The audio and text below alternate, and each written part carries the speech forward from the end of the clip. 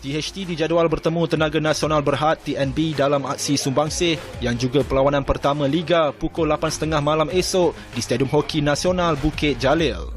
Kehadiran Seo Jong Ho selaku ketua jurulatih selain kelibat pakar pukulan sudut penalti yang digeruni Jang Jong Hyun serta tenaga muda Choi Hol dan Yo Seung Ho dilihat bakal menjadi ramuan sempurna tak kala THT turut dibarisi 4 pemain kebangsaan. Dengan persiapan rapi yang diatur, pasukan dari Pantai Timur itu juga memasang misi mahu memburu gelaran treble biarpun sedar ia bukan tugas mudah.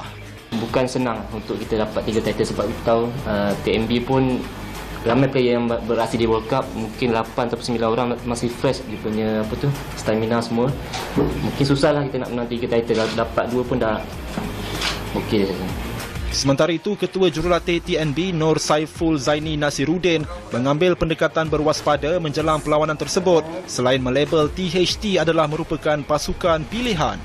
Macam saya cakap tadi lah, kita dah hilang 3 pemain dan of course kalau 3 pemain tak ada, pemain lain yang masuk nampak lebih kurang sama, tapi dalam final touch ataupun decision making dalam keadaan tertekan mereka berbeza.